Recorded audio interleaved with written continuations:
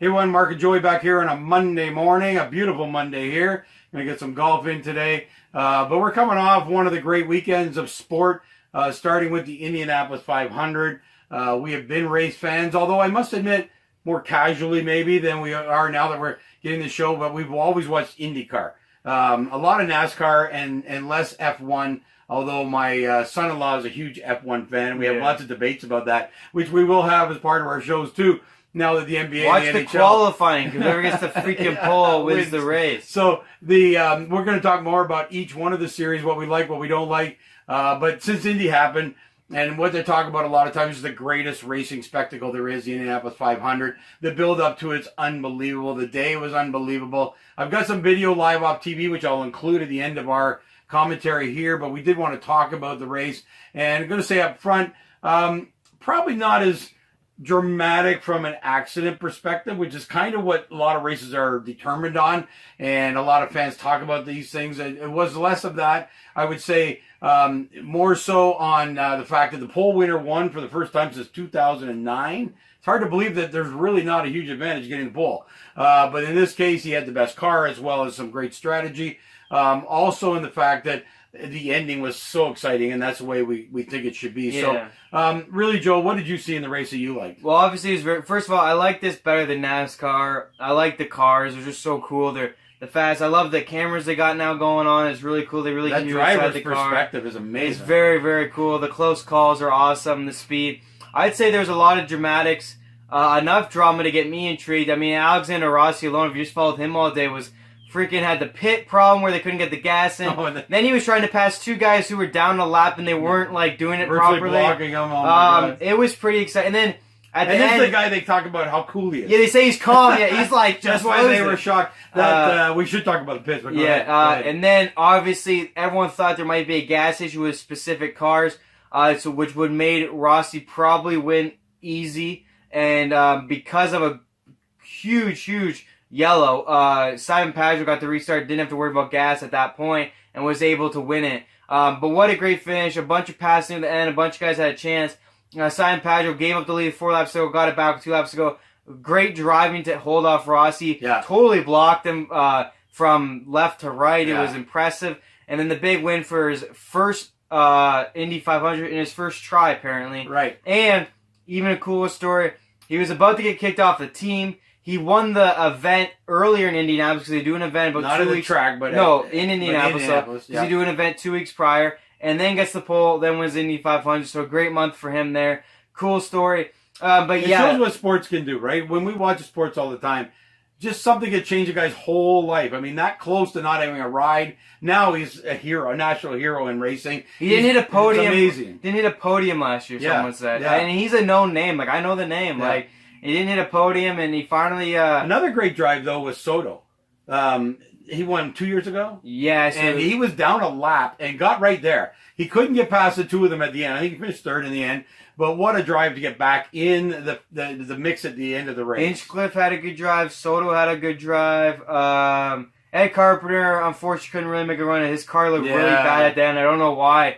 But the local hero. He really got torn up at the end. Everyone went past him. He didn't have any go. It was obviously the top two. Well, at one point, Soto, it looked like Soto might be able to make a pass. He tried. Once they blocked him off, he really fell back. It became a 2-car race, and it was just a great ending. That straightaway is awesome. Yeah. That's where all the passing happened, and we were happy that it didn't come down to a gas strategy for Pageau. It would have sucked to see him finish second simply because he couldn't give up the gas. So I think that it was cool to see him go full throttle for the last 15 laps there.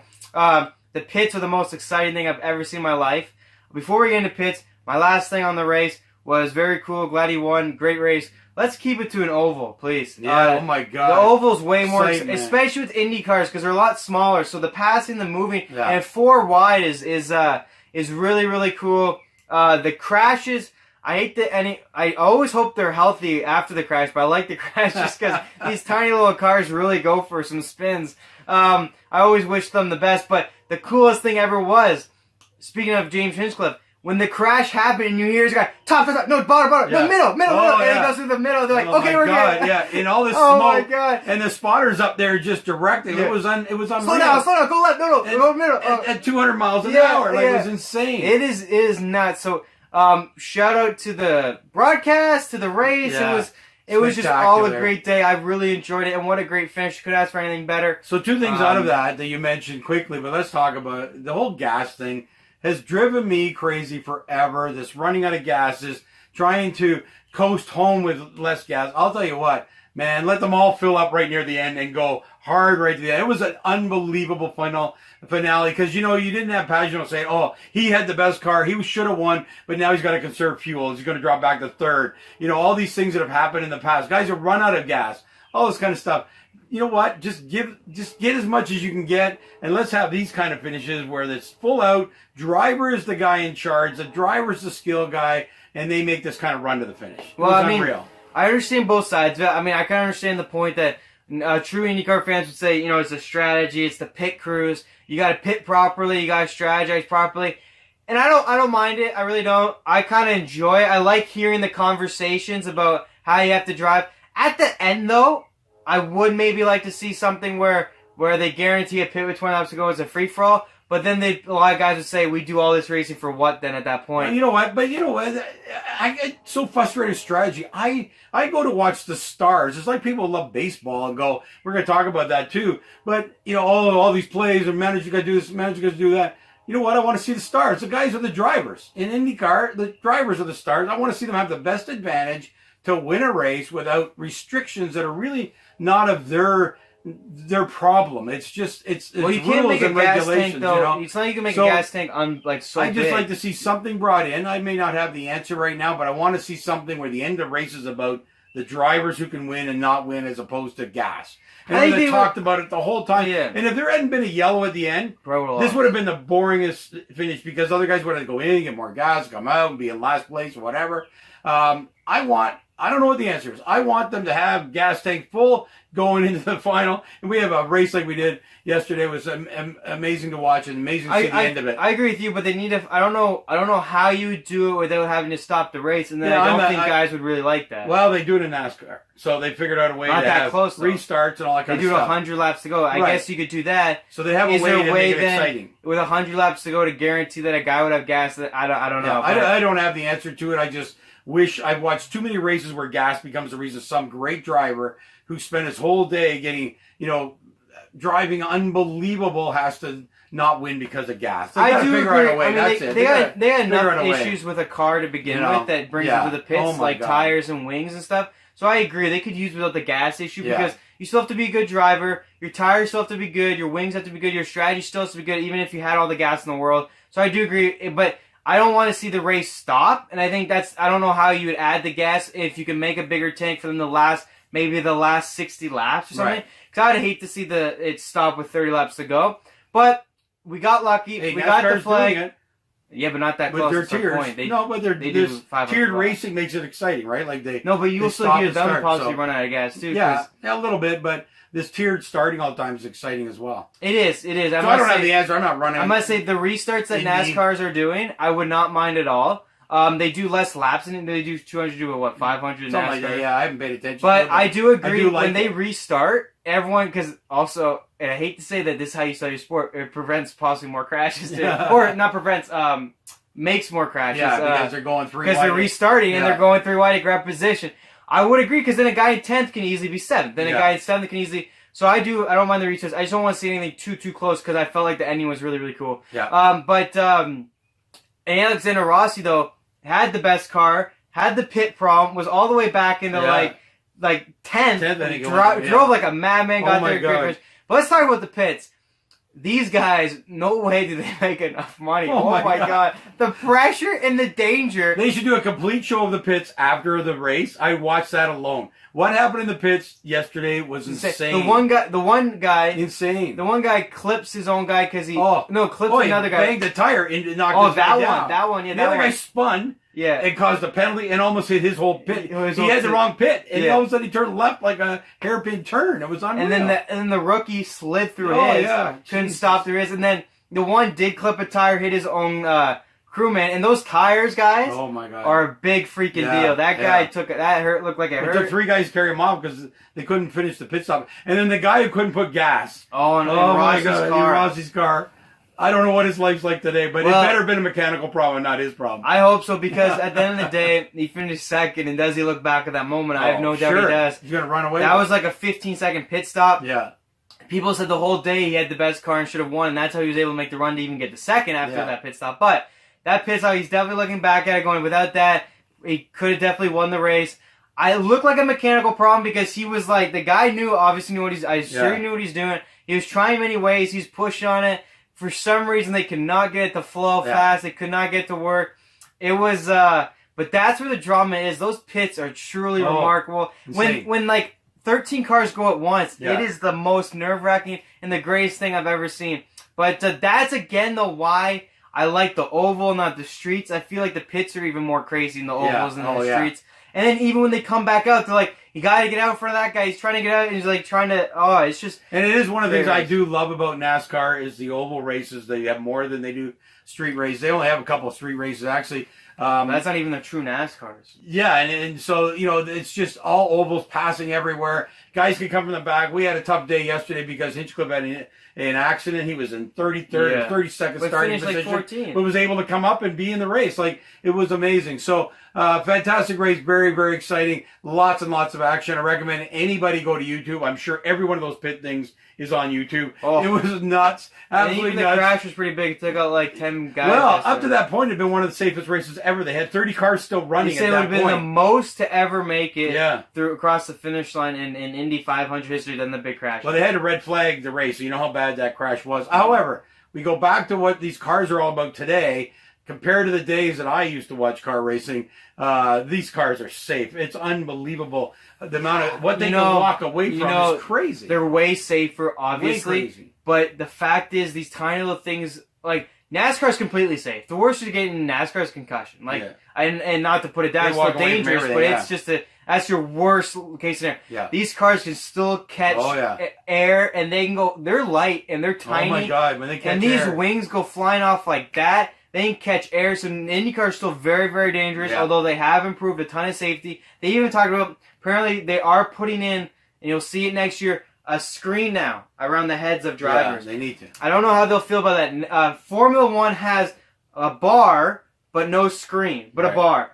Drivers might like that better, but they're going full screen next year. But you're right, it is nice to see that you can...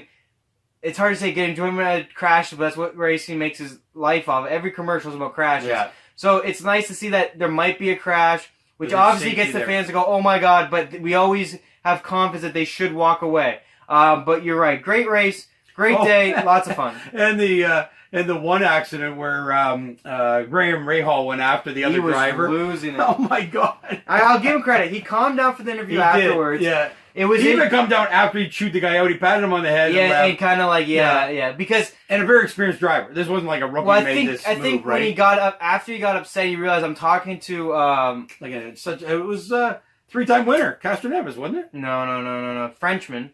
Oh, God, okay. I want to say Paj. No, Paj was the guy who won. It wasn't, I forget the guy's name. But anyway, very experienced. Very experienced, and I think he realized, it was a mistake. But hearing both talk about it was very interesting. I love the strategy. What's the greatest thing is they go, so what were you thinking? And the guy goes, well, I was thinking this, thinking that, thinking this. And they go, what are you thinking? And you realize they're doing this at 222 miles per hour. At 20 different decisions. Jesus Christ. No wonder they can crash. And I thought he was beside me. I didn't think he was as far up. I thought he'd back off. I thought he'd back off because I actually had 222. Oh, my God. These guys are unbelievable. Yeah, really I do want to mention one more thing about the show, though. Tremendous features before the race.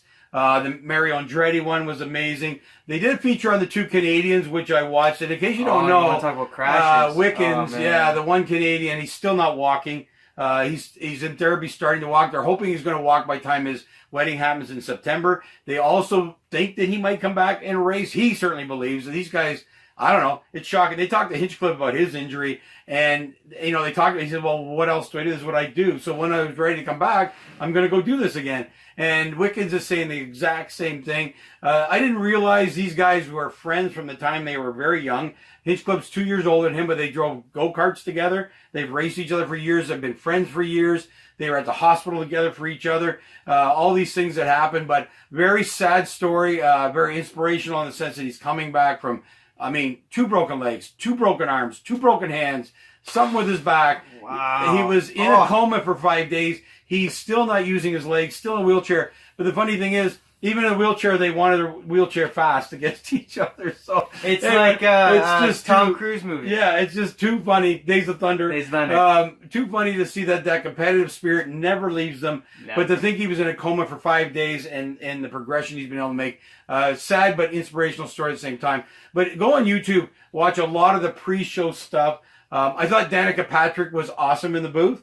It's great to see that she's retired at 37 years old, has had a great record, all the records for females in car racing. Now she just track Aaron Rodgers. NASCAR and in IndyCar. They had Dale Earnhardt Jr. Yeah, Dale. Cool. He was great. I loved him. If you didn't see in he was in the pace car and was saying how cool this was. He says, "I can't believe." Yeah, he says, "I can't believe watching these guys come behind me." Oh, really? He says it's an amazing look of them coming behind the car, and all this kind of stuff. And here's a guy who's driven his whole life in NASCAR and everything else. I found this such. I'll tell you one thing. The reason why I like IndyCar better too is you just do not see those cars on the road. Yeah. You don't see them anywhere.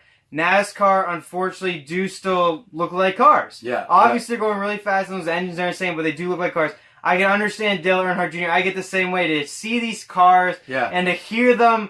And I will admit, you'll never see a car like that on the road. So there is something really, really interesting every time I turn on IndyCar or F1 even, and you hear these cars and the sounds they make and how fast they can go. And I love looking at the wheel. If you looked at that wheel, how many buttons do you need for a car? I was like, I get so confused. But that's obviously the difference between this and NASCAR. But it's cool to see Dale Earnhardt Jr. be very subjective. Obviously, one of the greatest NASCAR guys ever. Yeah. So to hear him get excited about IndyCar probably was why they brought him on. And I think helps both sports. Both sports can really help each other, obviously, with fans and viewership. And are these guys kids or what? So he's in the car, and they're saying, so how fast can you go? He says, well, 85, then 95, then 105, and on the last lap I can go as fast as I want. It was like watching a 10-year-old all of a sudden with a new toy that he can go as fast as he wants leading off these cars, right? Hey, since he's retired, he's got to follow speed limits. So funny, yeah. But great, we were talking about this because originally somebody mentioned on TV or yourself even about why would he do this kind of thing.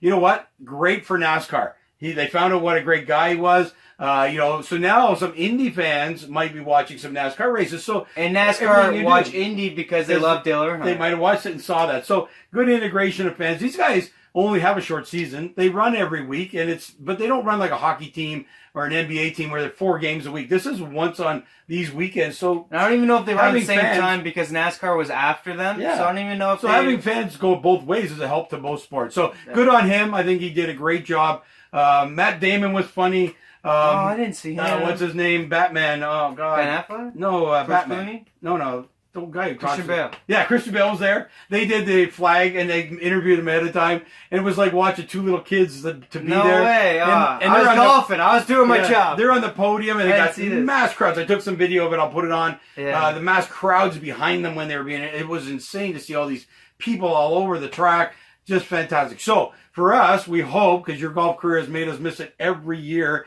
hopefully we can go to the Canadian Grand Prix coming up here in Toronto at the Canadian National Exhibition grounds. A great event. We have seen, funny enough, we talk about it, but we've seen more about 4 NASCAR races and have not yet been able to get out to an Indy one. So, I saw them with business years ago. So I've seen more NASCAR. Well, we just got to make the PG Tour so we go to the Indy 500. But I must say to your comment earlier, I saw 2 ovals, 3 ovals and 1 road course for NASCAR, and then watched all the ones on TV for the other racing. And there is no beating the oval. I don't care what people say.